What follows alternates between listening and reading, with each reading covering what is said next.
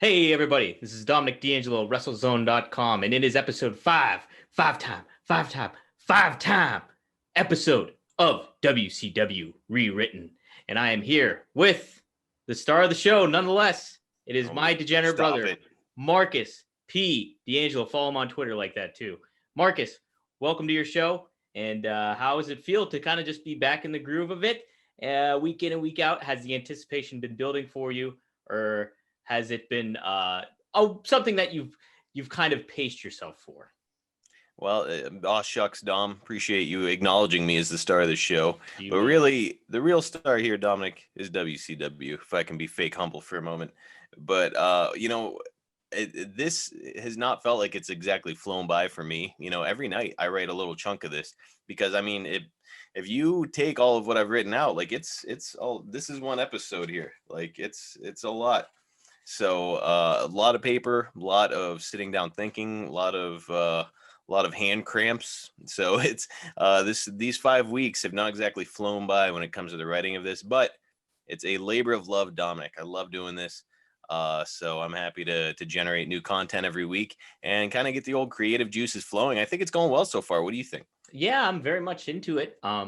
Even listening back to the episode today, I noticed just how like kind of some neat spins, like especially the trajectory Eddie Guerrero is taking, what you're doing with Canyon, and specifically my tried and true favorite Scott Hall. Like it's been some neat aspects that we weren't privy to when we were 13 and 12 or 11. So it's kind of nice. Well, last week you and I talked about like, I said, what is it really that hard to be a booker? And I'm coming to find, even with this under a very controlled circumstance, like, yeah, it can be. Like I'll get halfway through a show and be like, oh shit, forgot about this guy. Need to continue that angle. And then I start writing about that. So it's there's a lot of moving pieces. So I can see where people will get stressed out with it. But I feel like I'm pulling it together. There's a lot of talent in WCW in this era. So I'm just doing my best. But my real hope here, Dominic, is when you and I were kids, I remember every single week being so excited. Like my Monday was built around Nitro. And okay, I got to be home by this hour, or like I've got to get my homework done by this hour so that I can watch Nitro. Like that was a huge part of my life. And I'm hoping that we can bring that feeling back for some people. I want people to look forward to every Thursday getting to hear WCW Rewritten. I want them to think like, God, what is going to happen with this storyline? So I'm hoping that that's the case. And, that's what I keep striving for week after week. Well, to your point too about just the difficulties of booking, not to give the time frame away of when we recorded this, because I think this stuff is evergreen. So it's like I want people to tune in anytime and be like, oh, okay, it doesn't matter when I tune into this episode, it's timeless. So, but like the perfect example of trying to correct ship when it gets rebooked is what happened at Revolution this past Sunday at the end. That fizzled out explosion. We'll talk more about it on our other show too, Dynamite Dudes with Attitude, where we just completely recap AEW Dynamite. But that is something that you need to right ship with, that comes completely, out of left field.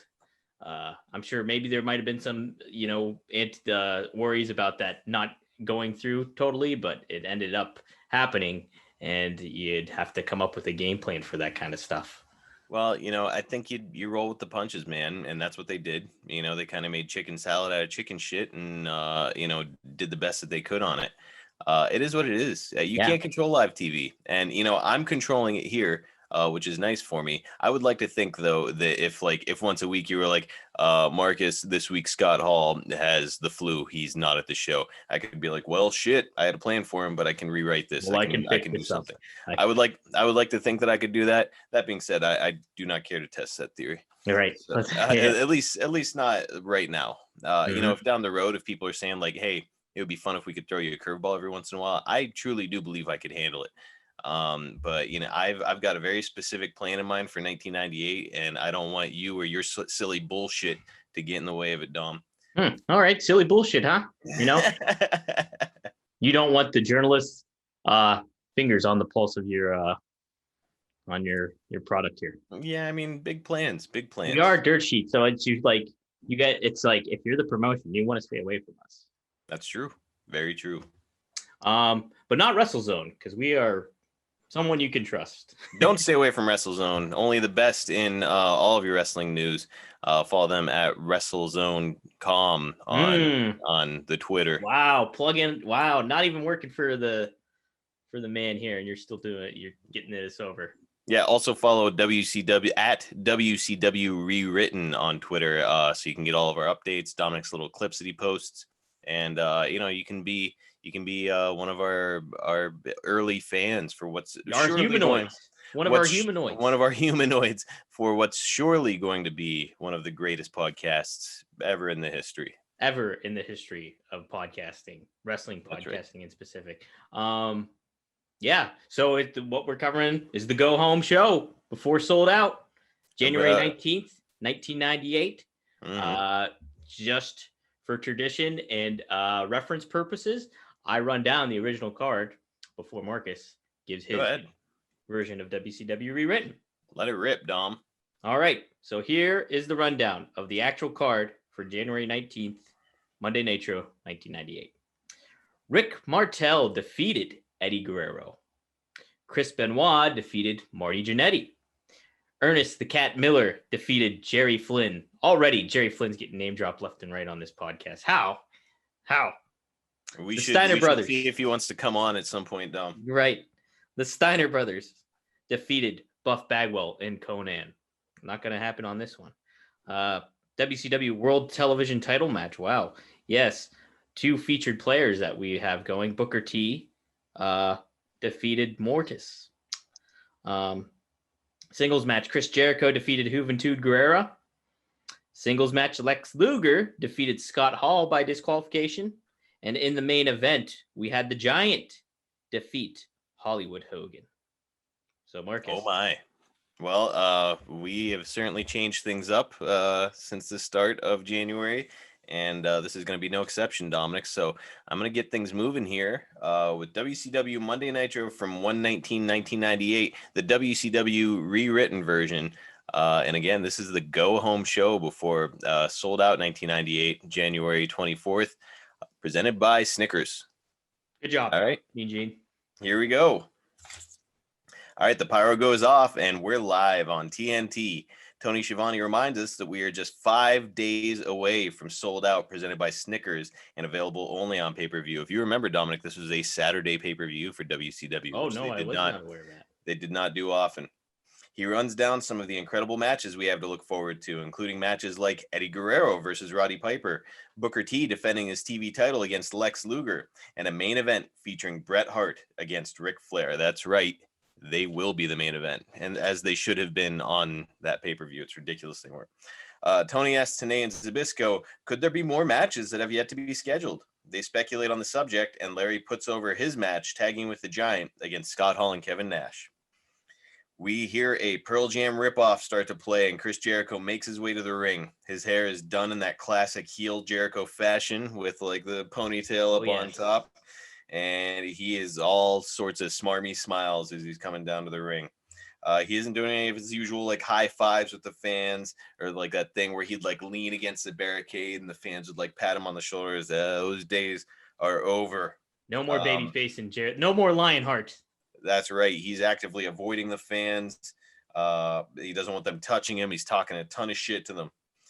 So he grabs a mic from Penzer at ringside and shoves Dave back down into his seat before heading to the ring for his promo. Mark, real quick. Yeah. I always thought one of my favorite things Jericho did when walking to the ring was grab someone's sign and tear it up. Should have done that, Dominic. Should have done it. Man.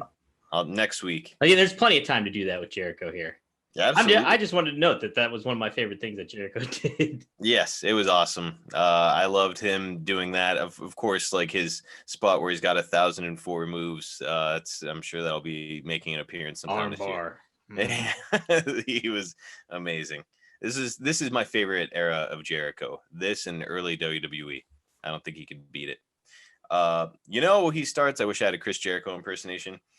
I've been completely screwed over in my matches the last couple weeks, and I may have slightly become a bit upset afterwards. I know that all of you people see me as a role model, someone to look up to, someone to aspire to be like. So I can promise all of you that you will never, ever see me, your hero, lose a match again. General boos from the crowd. I'm ready to prove here tonight that I deserve an opportunity to win back my cruiserweight title from that stupid idiot Dragon guy when he gets back from Japan. I asked WCW to bring in a washed up, a veteran for me to wrestle tonight, so I can prove myself to be the number one contender for a shot at my belt. This win will be dedicated to all of my Jerichoholics here tonight. Very much you reading as Jericho. You already get the MJF vibes. Like, yeah, well, MJF always reminded me of this era of Jericho. Yeah. So I like them being paired together right now in AEW. But that's a whole different subject, though. Yes. An unfamiliar rock song from the Turner Archives plays, and the crowd gives a nice pop when Marty Gianetti comes through the curtain. Tony and company put Marty over and mentioned his pedigree as a tag team wrestler. Gianetti is giving high fives all the way to the ring, and when he gets in, he turns to the hard cam to greet the fans at home and in the front row. As soon as he turns his back on Jericho, though, Jericho jumps him from behind, and we start the match. So Jericho is going to be the aggressor for the first few minutes of the match, but Marty soon turns things around. He gets in a few drop kicks and atomic drops, some of his usual offense, before ultimately knocking Jericho out of the ring with a super kick.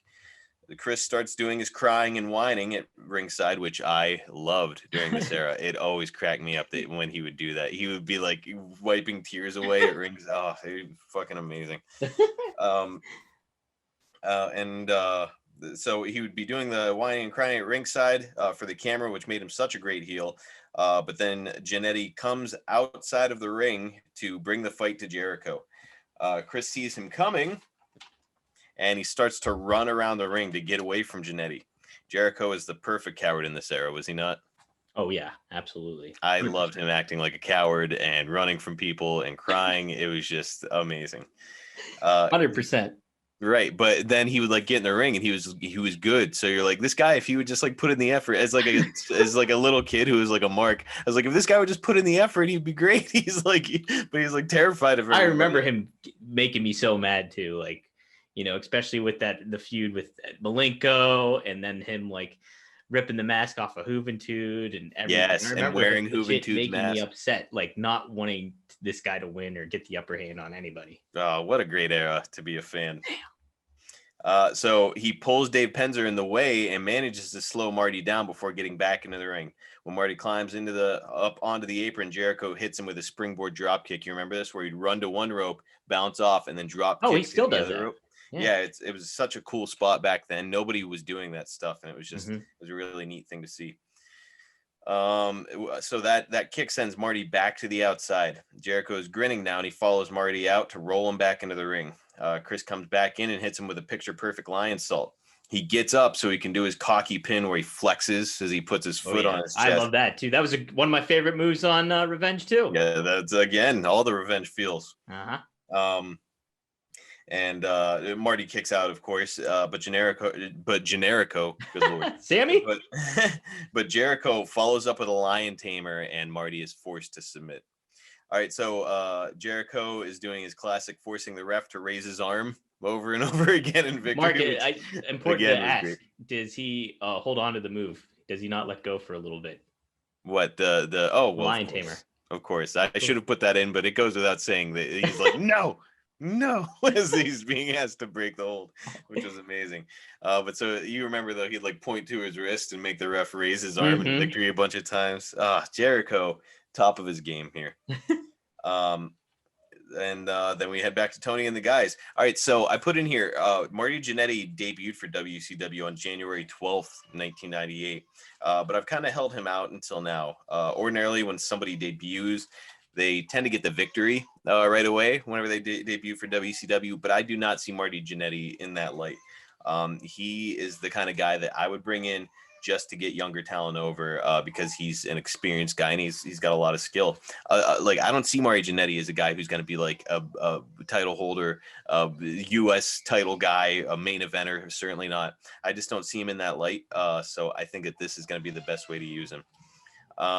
So yeah, having him as the first competitor against heel Jericho, it just feels perfect for me. Felt like an easy choice to make.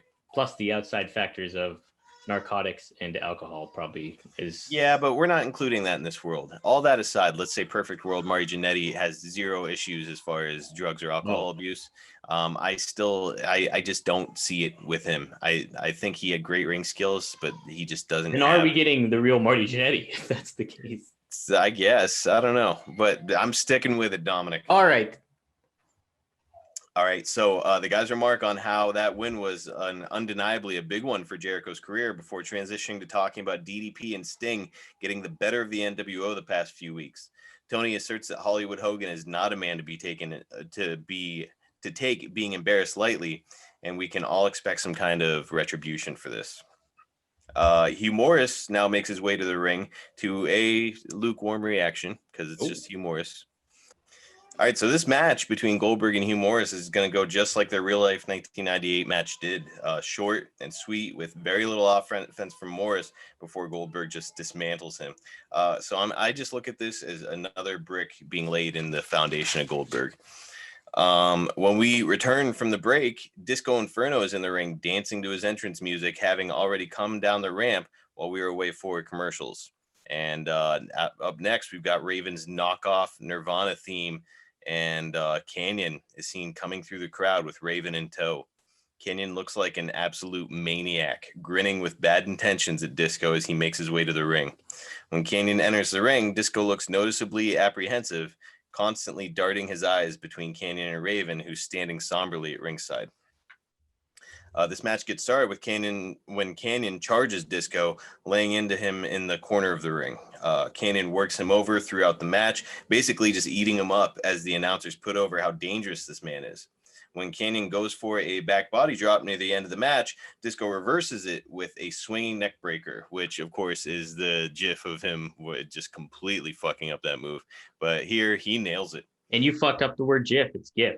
I think it is pronounced GIF. We'll leave it to our listeners. Raven, seeing Kanyon lose the advantage, gets up on the apron and distracts the ref.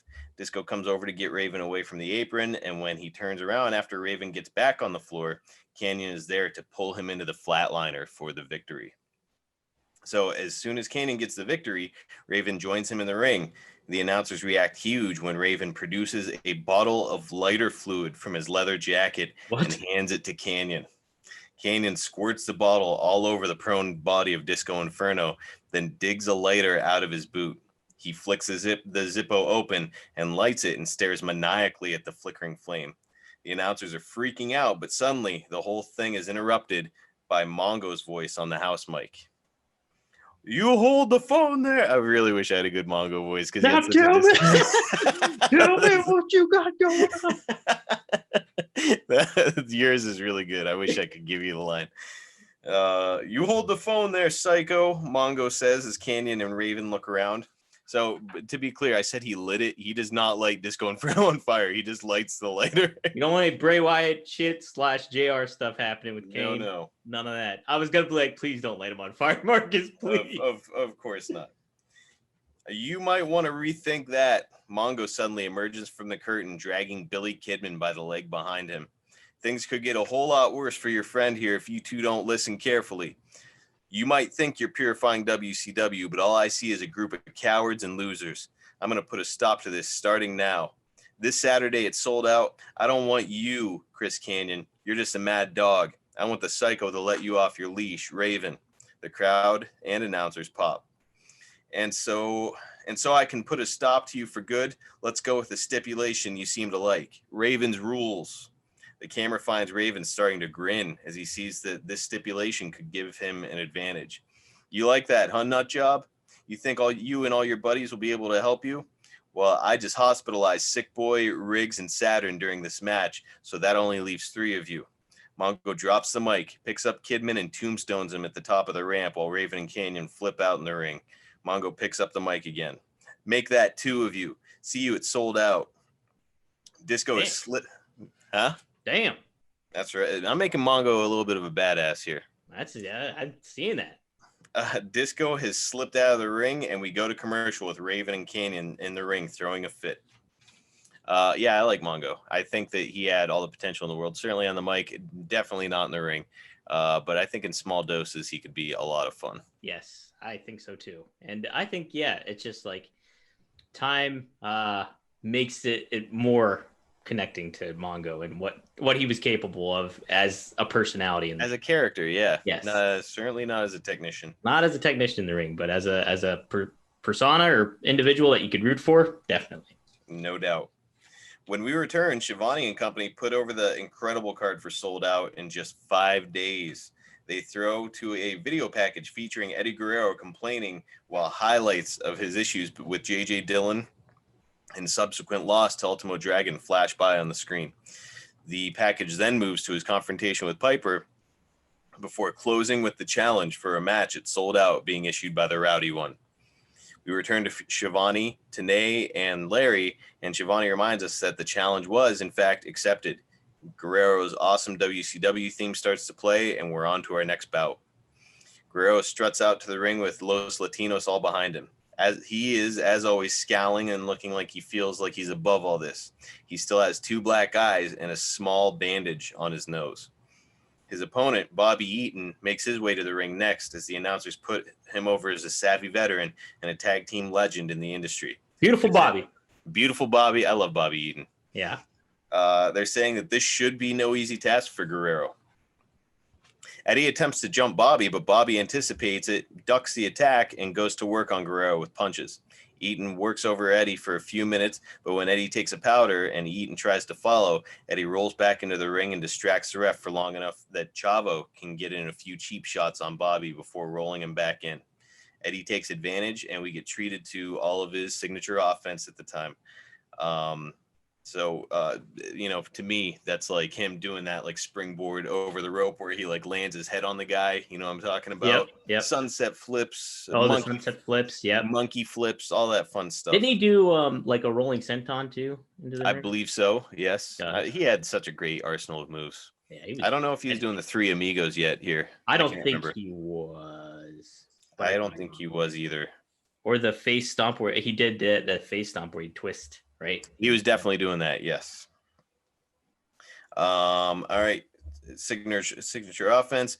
For the finish, Eddie's getting ready to try a rolling DDT out of the corner, tearing a page out of Chavo's book, but Bobby shoves him off so he lands face first on the canvas. Bobby sets up for the Alabama Jam, which was a pretty sweet finisher back then. Was that the Alabama Slammer too, or what is? No, it's the Alabama Jam where Bobby Eaton's on the top rope and he just does a leg drop from the top rope. Oh, okay. Like just a guillotine, leg drop. Yeah. But Psychosis, who also does the guillotine. Yes, that's why, trips him and he crotches himself. Eddie recovers and nails Eaton with a super brain buster for a huge pop. Eddie then climbs to the top rope, taunts the crowd, and nails his frog splash for the victory. Eddie stands up grinning and signals for a mic. One of the Los Latinos bring it to him, and he does his thing. Eddie was great on the mic in this time, too. Oh, yeah. I remember really, really disliking Eddie Guerrero as a kid. Eddie was my ultimate heel, I think, as a kid. Like, he was the guy I did not like. Yep. Doing his job. Hated his mullet. Hated how cocky he was all the time. He was like always whining and complaining. So I'm honoring that here. Still here, still being booked in the middle of the card and still waiting to get what I deserve. Main event status. I'm more hungry now than I've ever been. And with my hermanos, Los Latinos at my side, I'll pull your bias system down brick by brick. And the first brick I'm pulling down and smashing is Rowdy Roddy Piper. Piper, you were too much of a coward to be here tonight, but that's okay, man. I'll wait until this Saturday it's sold out. And just so you don't have any excuses when it's done, I'll do as you requested last week. I'll be there alone. How's that hand healing, Piper? I guess we'll find out. Eddie throws down the mic, and Tony is quick to point out that Piper had an obligation in Hollywood, and that's why he isn't here. He's not afraid of Guerrero. Zabisco mentions that Eddie still has 2 black eyes and likely a broken nose. Larry says, I've known Roddy Piper. Damn it, I wish I had a good Larry impression. Arn. I've known Roddy Piper for a long time, and you better believe that as much as Eddie plans to do further damage to Roddy's hand, Piper plans on doing even worse to Guerrero's nose. We return for hour 2, and the pyro goes wild. Schiavone. Is this Jericho again? Schiavone. Schiavone.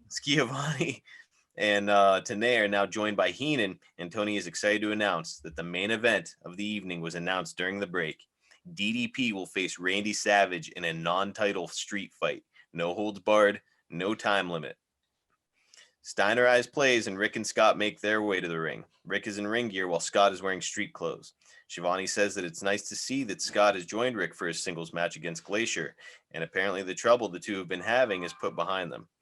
Tenay says it's a good thing, too, because the Steiner brothers are slated to defend their tag titles against the Faces of Fear at Sold Out, and they need to be on top of their game. Rick climbs into the ring. By the way, how great were the tag teams in WCW during this era? You had Faces of Fear. I think the Nasty Boys may have been gone, but they were still kind of fun. They were like a guilty pleasure tag team. Yeah. Obviously, like the Outsiders. It was such a fun time. Harlem Heat, and you had Harlem Heat. We mentioned Public Enemy last week, which are a neat addition to all that. Yeah, cool era. Yeah, cool era. Very neat stuff. Rick climbs into the ring where Glacier is waiting, and we're off. Rick will dominate here for most of the match. Plenty of amateur wrestling takedowns and suplexes as the announce team puts over the two different fighting styles that these two men have. At one point, Rick goes for the pin after a suplex, but Glacier locks him in a guillotine, and Rick struggles for a while in the hold before making it to the ropes. The tide of the match turns, however, and now Glacier has the advantage. Lots of his signature stuff. So, like, he was doing all that stupid karate bullshit, like he was like into leg sweeps and stuff. Yeah. Karate combos. But here, before Glacier finally lays Rick out, he's hitting all that stuff before Glacier finally lays Rick out with a vicious looking front kick to the head. Glacier is posing in the ring. You remember he'd do that like stupid karate pose stuff. Yeah, he'd like strike a pose. Glacier is posing in the ring while Rick slowly recovers, but Scott has seen enough. Scott slides into the ring behind Glacier and practically beheads him with a lariat. The ref calls for the bell, but Scott is in a rage. He beats on the down Glacier before locking him in a Steiner recliner. The ref is trying to pull him off, but Scott is too strong. Finally, Rick is recovered and manages to pull his brother away. Rick looks genuinely concerned for his brother as he drags him toward the back. The announcers denounce this new side of Scott Steiner, and we go to another break. Marcus, we determined I'm Rick Steiner in the brothers and you're Scott, correct? I think, I'm probably both Rick and Scott, if you really think about it. Listen, I'm seeing what's wrong with you. You were a hothead as a kid. You're still a bit of a hothead. How dare you? Mm-hmm. I'm under control. When we return, Mean Gene is at the top of the ramp. Ladies and gentlemen, he starts. My guest at this time is the man who will be taking on the Hitman, Bret Hart, this Saturday at Sold Out, presented by Snickers. He is the multi-time world heavyweight champion, the Nature Boy, Ric Flair. Flair comes out through the curtain, but he is all business. He's not smiling here like he usually is. He's not goofing around with Gene. He is very intense. Is he wearing a baseball hat? No, he's not covering it up. And in fact, I was like, should I have like a little notch like shaved out of his head where like he had the hair ripped out? And I was like, Ric Flair would never let somebody do that to him. So we're just going to pretend like he combed his hair over the bare spot. You ripped my hair out. Gene! I would love to be able to do like a Jay Lethal-esque Ric Flair impression for this. I usually come out here with a smile on my face and a willingness to have fun with all these fans. And a glimmer in my eye. And a glimmer in my eye. With a tear in my eye, Daddy. But that isn't the case tonight.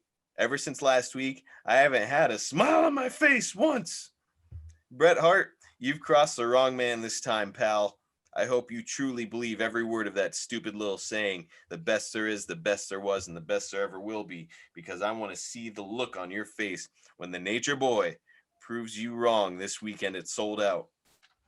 I want to watch you walk to the back with your tail tucked And I want to hear you say that you bit off more than you could chew when you stepped into the ring with the man. He's not here tonight, is he, Gene? No, Gene replies, he was not scheduled to appear. Well, that's damn lucky, Hart, because if I came across you with the mood that I'm in, you wouldn't make it to this Saturday. This weekend, it's the sharpshooter versus the figure four, brother, and I already know which one will come out on top. It'll be the one that's won me all those world titles. Rick storms off, and Gene throws back to Tony and company. The guys put over Hart and Flair, saying that the match could go down as one of the all-time best.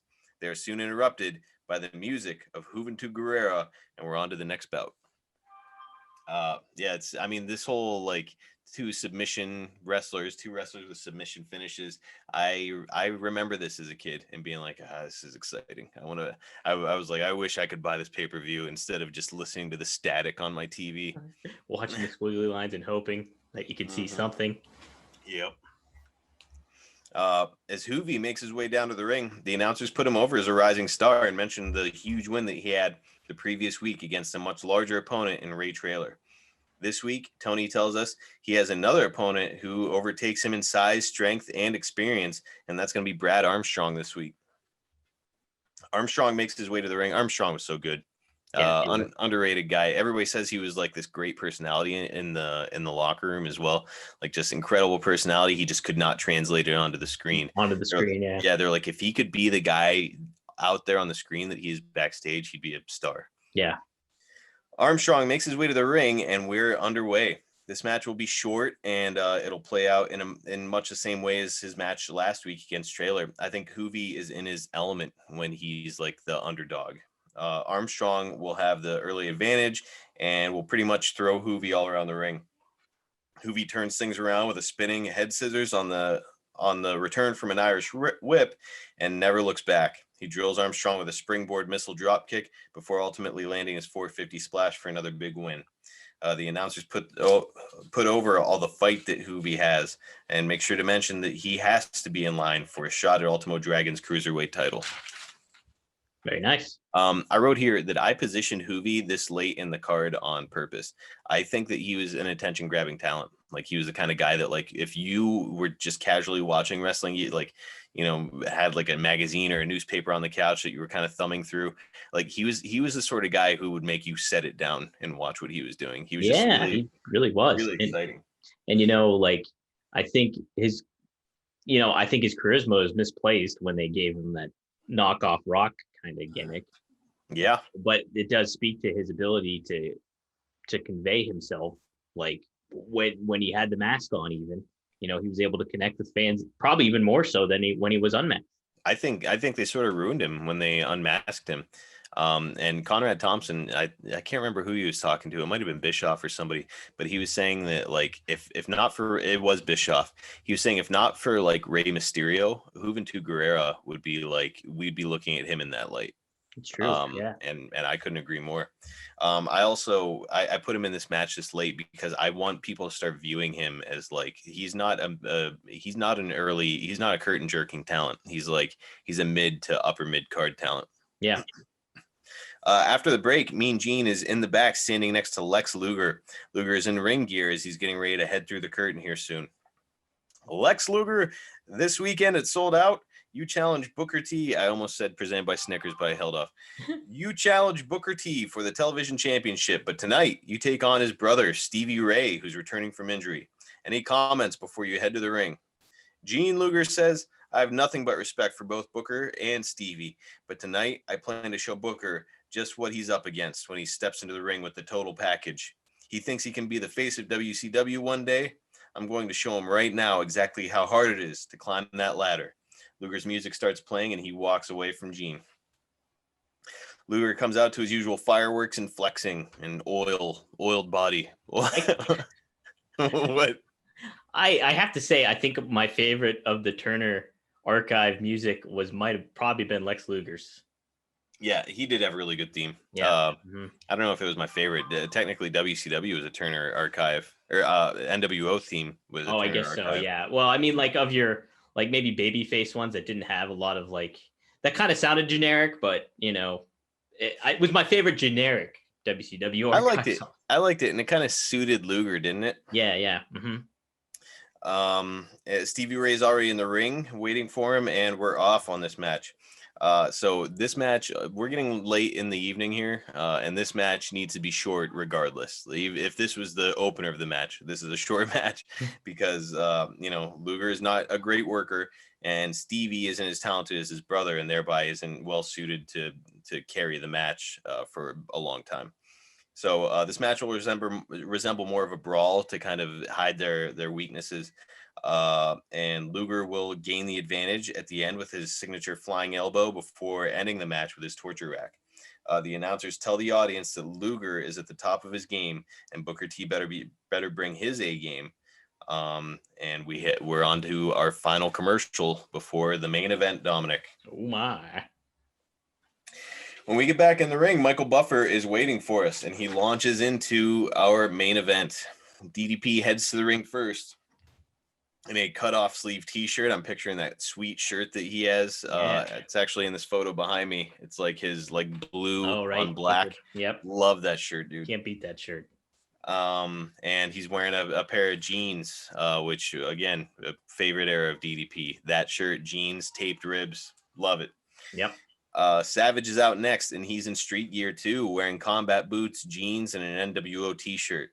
Savage charges Page the second he gets into the ring, and the announcers remind us that DDP effectively ended Savage's match for the TV title last week when he knocked him cold with a diamond cutter. So Macho Man is out for blood here. This match is underway. Savage and Page exchange blows in the ring for a bit before Randy tackles DDP through the ropes, and they spill to the outside. The two brawl back and forth on the outside until Savage gets the advantage after slamming DDP's head into the ring post. Savage then Irish whips Page into the barricade, and DDP is leaned up against it trying to recover. Savage charges him after taunting the crowd, but Page back body drops Randy over the barricade and into the crowd, who, by the way, were moved away from security, so nobody gets injured by Randy Savage's heel coming flying over and nail him in the face. Right. Doug Derringer was there to. Yes, Doug Dillinger had a hand in moving the crowd aside. And not giving away the back body drop is coming and saying, these guys are pretty close. Everybody move back. He's Dillinger has an eye for all this stuff at this point. You know? Yeah, Dillinger he's protecting the business. Hands on the ball. The announcers draw our attention to the top of the ramp, and we see Hogan standing there with Bischoff observing the match. In the meantime, DDP is trying to pull Randy back over the barricade to ringside, but Savage has grabbed a folding chair and he rams it upward into DDP's chest/throat area, knocking him to the ground. Savage jumps back over the barricade and rolls Page back into the ring. Hogan and Eazy-E are now headed down to the ring because they want to make sure that Savage gets the win, with the end appearing to be near. Savage climbs to the top rope and signals for his elbow drop, but Page moves. The two are both laid out, and the ref begins his 10 count. They're both back to their feet at 9, and they start exchanging slow back and forth blows. Page gets the advantage and shoots Randy off to the ropes, and when Savage comes back at him, Page lifts him up into the air. Bang! Diamond cutter. Nails him with the diamond cutter. Hogan has seen enough, and he rushes into the ring to hit DDP with a leg drop to break his cover on Savage. Hogan and Bischoff put the boots to Page as the crowd and announcers react negatively. Suddenly, the crowd comes unglued as the Stinger repels from the rafters with a bat in hand. I imagine that it would be illegal for him to actually be holding a bat while rappelling from the ceiling, just in case he dropped it. He might literally murder someone. So let's just assume that he's got a bat on his person in some way. Hogan grabs Savage and drags him out of the ring with Bischoff's help before Sting has a chance to even land in the ring. So they see him coming and they're like, let's get the fuck out of here. Sting stands over Page protectively as Hogan, Savage, and Bischoff back away. Bischoff grabs a mic from a ring hand and hands it to Hogan. "That's it, brother," Hogan shouts. "You two have been a thorn in the NWO side for long enough. You cheated me out of my title. You cheated Savage out of a title shot last week, and you cheated again here tonight. Well, you may have ended this match, but you started a way bigger problem for yourselves, brothers." Dude. Jack, this Saturday it's sold out. If you two have the guts, Savage and I will give you the beatings of your lives and show everybody what frauds you really are. The announcers go nuts, and the camera returns to the ring to reveal that DDP is now on his feet next to Sting, selling his neck from the leg drop. Sting looks at DDP, who looks back, and he nods.